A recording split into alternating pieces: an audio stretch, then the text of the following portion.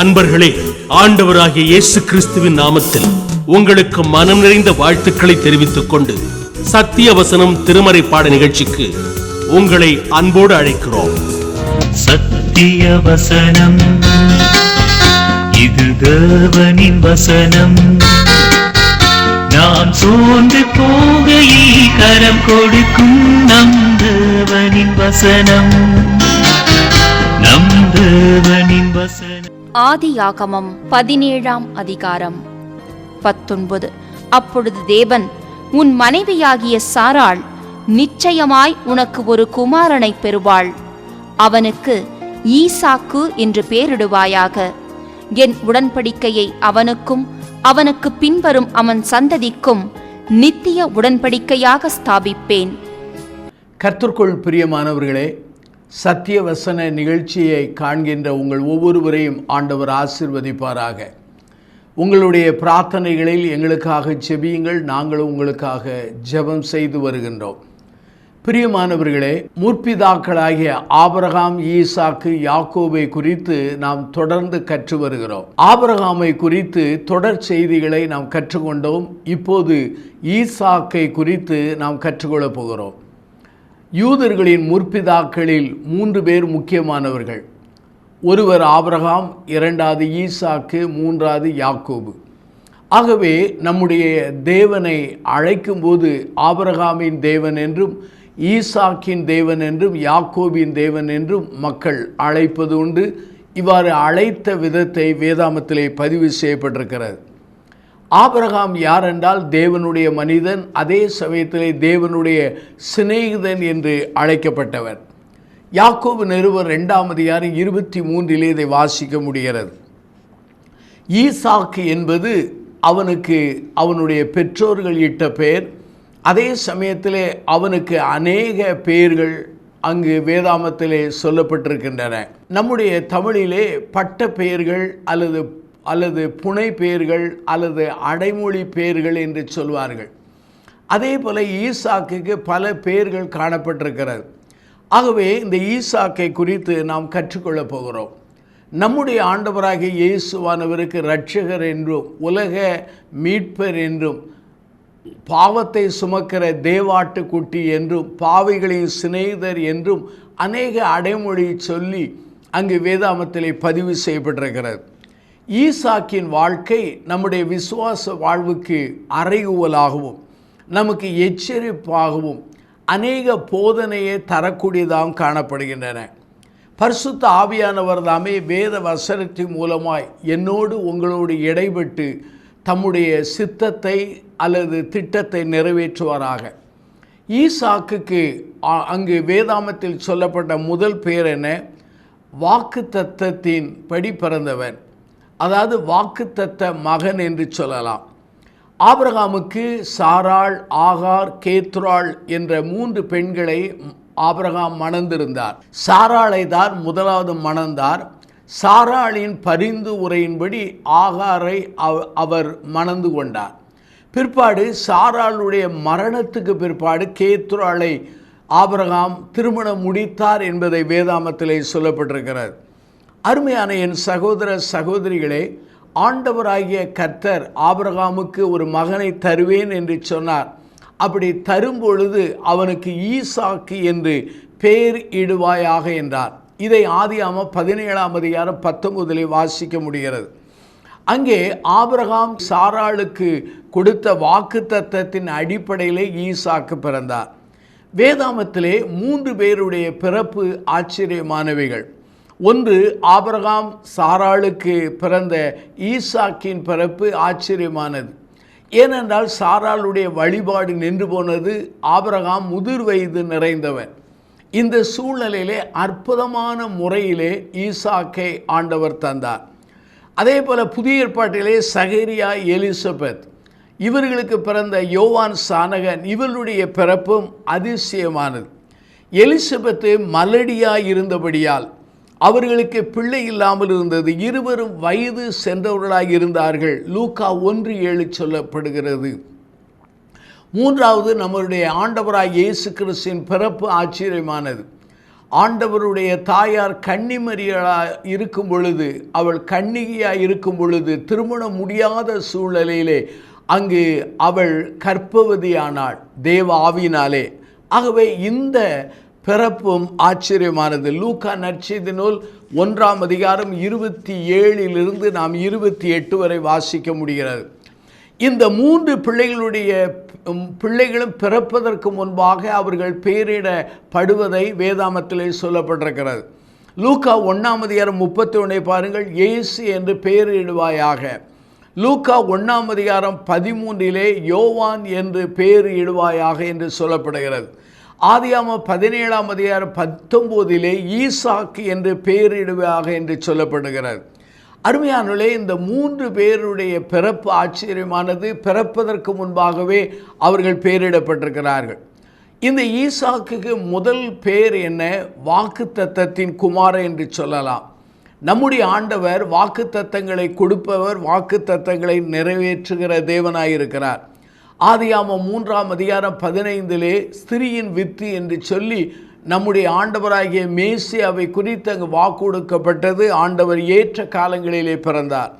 எபிரேயர் 1ஆம் அதிகாரம் 1-2 வாசித்தால், பூர்வ காலங்களில் பங்கு பங்காகவும் வகை வகையாகவும் தீர்க்கதரிசியை மூலமாய் பிதாக்களுக்கு திருவுளம் பற்றின தேவன் இந்த கடைசி நாட்களிலே தம்முடைய குமாரன் மூலமாய் திருவுளம் பற்றினார். முதல் பேர் வாக்குத்தத்தத்தின் குமாரன்.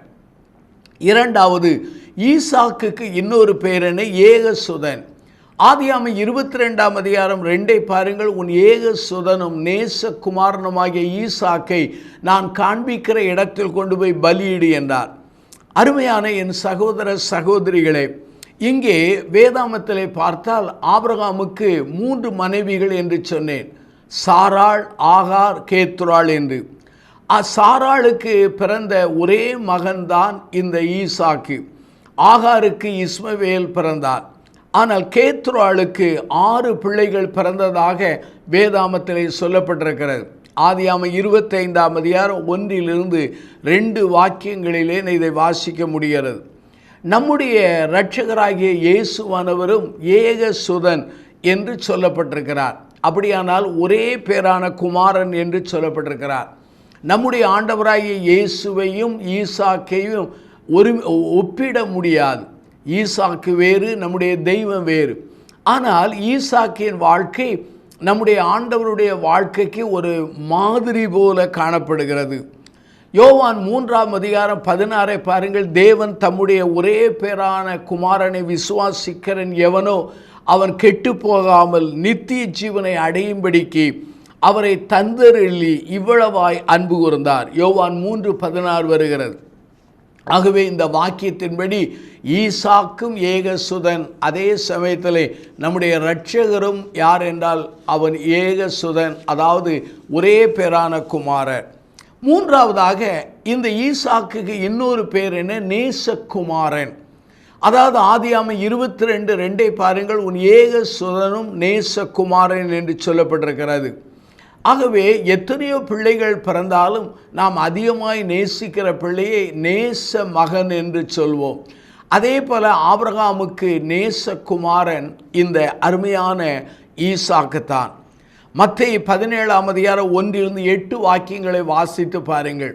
அங்கே மருவம் மலையிலே ஆண்டவர் மருவம் ஆகிறார். மோசேயும் எலியாவும் பேசுகிறார்கள். இந்த மருவ காட்சியை கண்ட பேதுரு சொல்கிறான், ஆண்டவரே, உமக்கு ஒரு கூடாரம், எலியாவுக்கு ஒரு கூடாரம், மோசேக்கு ஒரு கூடாரம் என்று சொன்னான். அவன் இப்படி பேசுகையிலே வானத்திலிருந்து ஒரு சத்தம் உண்டாயிற்று, இவர் என் நேசகுமாரன், இதோ இவருக்கு கீழ்ப்படிங்கள் என்று சொல்லப்பட்டது. இதை மத்தேயு 17ஆம் அதிகாரம் 5 நாம் வாசிக்க முடிகிறது. ஈசாக்கும் நேசகுமாரன், இதை நம்முடைய ஆண்டவரும் நேசகுமாரன். அருமையானே, நம்முடைய வாழ்க்கையில் எத்தனை பிள்ளைகள் இருந்தாலும் நாம் அதிகமாய் நேசிக்கிற பிள்ளைகளை நேசகுமார் என்று சொல்வோம். முதலாவதாக நான் சொன்னேன் வாக்குத்தத்த மகன், இரண்டாவதாக ஏகசுதன், மூன்றாவதாக நேசகுமாரன். நான்காவதாக இந்த ஈசாக்குக்கு சொல்லப்பட்ட இன்னொரு பெயர் என்ன? சுதந்திரவாளி. ஆதியாகமம் 15ஆம் அதிகாரம் 1-4 வாக்கியங்களை வாசித்து பாருங்கள். ஆபிரகாமுக்கு பிள்ளை இல்லை. அவன் ஆண்டவரிடத்திலே கேட்கிறான், ஆண்டவரே, எனக்கு என்ன தருவீர்? என் வீட்டிலே பிறந்த அந்த வேலைக்காரன் தான் என் சுதந்திரவாளியாக இருக்கிறான் என்று சொன்னார். அப்பொழுது ஆண்டவர் பேசுகிறார், அப்படி அல்ல, இதோ உன்னுடைய கற்ப பிறப்பானவனே சுதந்திரவாளியாய் இருப்பான் என்று சொல்கிறார். இதை ஆதியாகமம் 15ஆம் அதிகாரம் 4 வாசிக்க முடிகிறது. சுதந்திரவாளியாய் என்றால் என்ன? அவன் உரிமைக்காரன், வாரிசுதாரன் என்று பொருளாகும். ஆகவே எத்தனையோ பிள்ளைகள் ஆபிரகாமுக்கு இருந்தாலும் இவன்தான் சுதந்திரவாளி. மற்ற பிள்ளைகளுக்கெல்லாம் ஆபிரகாம் நன்கொடைகளை கொடுத்து தூர இடத்துக்கு அனுப்பி விடுகிறார். எபிரேய நிருபம் 1ஆம் அதிகாரம் 1-2 நீங்கள் வாசித்து பாருங்கள்.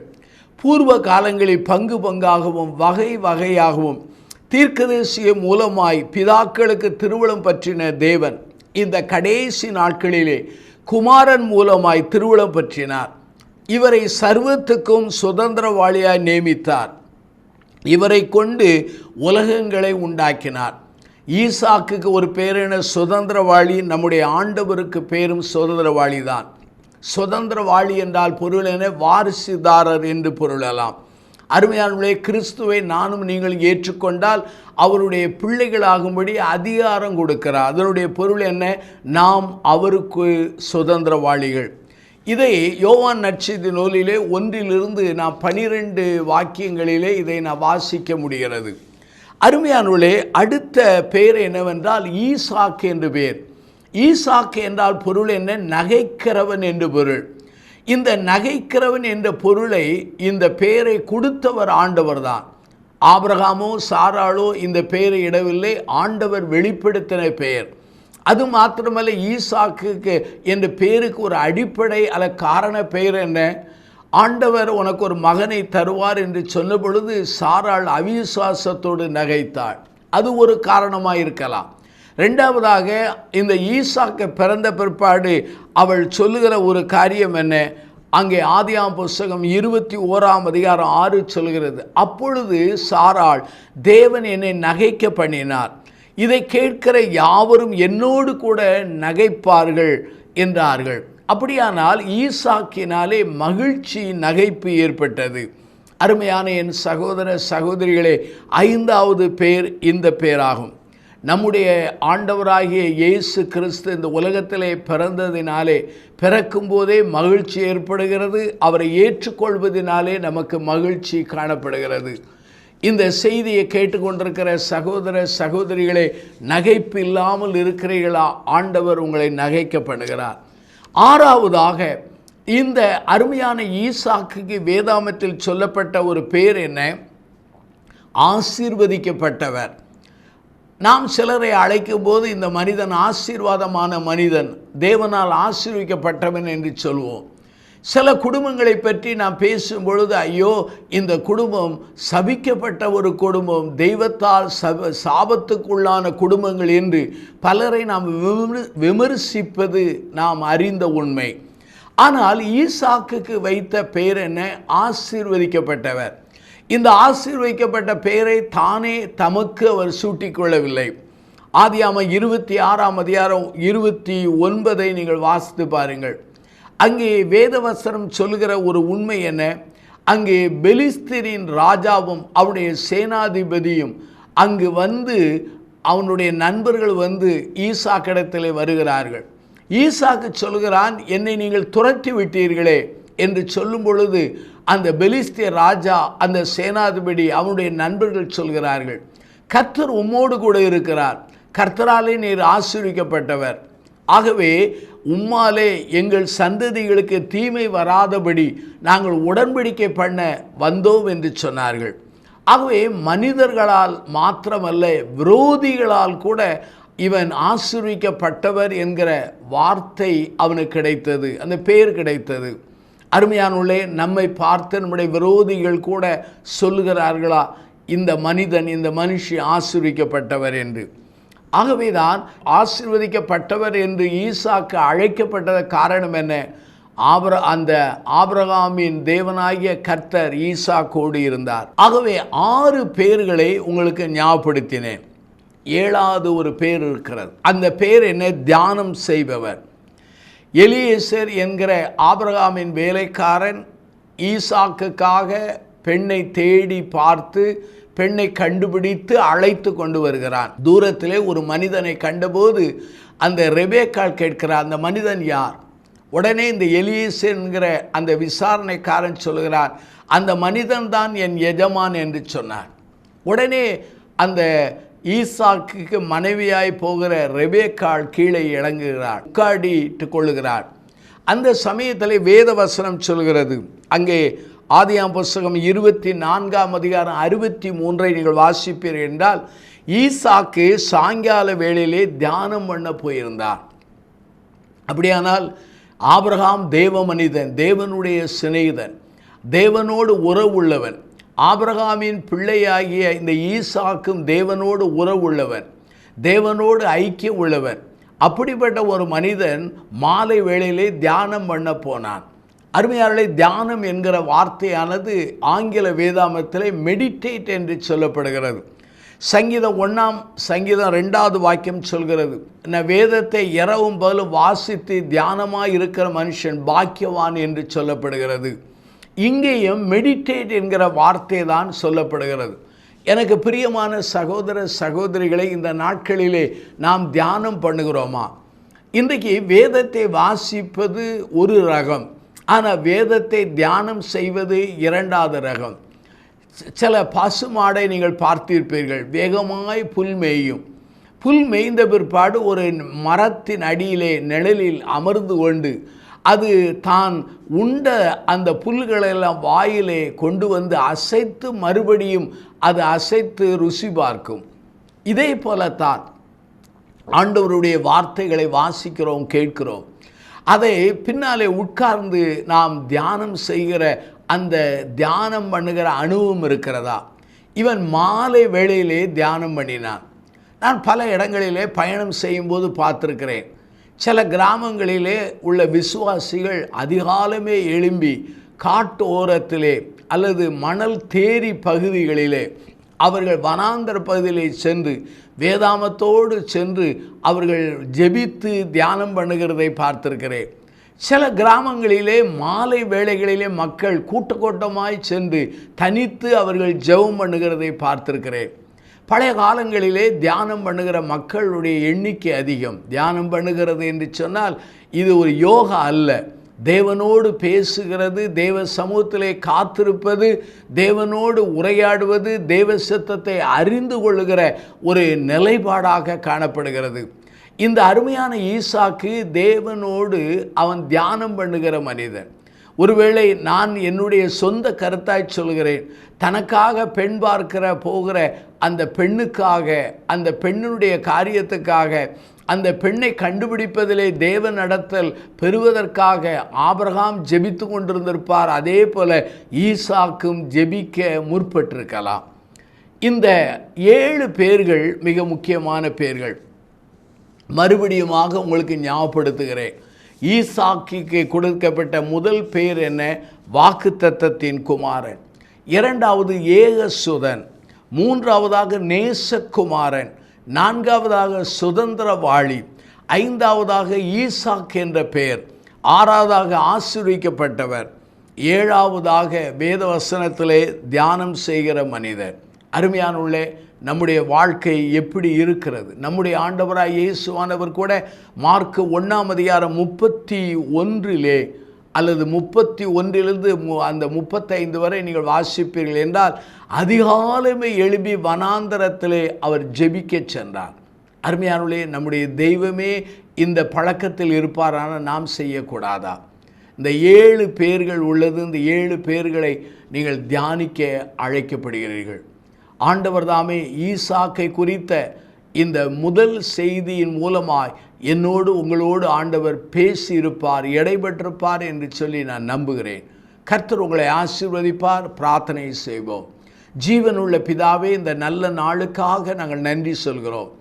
இந்த செய்தியை கேட்ட மக்களை நீர் ஆசீர்வதியும். இந்த செய்தியின் ஊடாக மக்களை நீ சந்தித்து அவர்களை சிந்திக்க வைத்து செயல்பட வைக்கப் போகிறதற்காக நன்றி சொல்கிறோம். ஆண்டவரை, ஈசாக்கின் பெயர்களோடு எங்கள் வாழ்வின் தன்மையை ஒப்பிட்டு பார்த்து எங்களை சீர்படுத்தி கொள்ள, மதிப்பீட்டு செய்து கொள்ள உதவி செய்யும். தங்களை அர்ப்பணித்த மக்களை ஆசீர்வதியும். இயேசுவின் நாமத்தில் பிரார்த்திக்கிறோம் ஜீவனுள்ள பிதாவே, ஆமென். இந்த புத்தகம் பற்றிய விபரங்களுக்கு சத்திய வசனம் அலுவலகத்தை தொடர்பு கொள்ளவும்.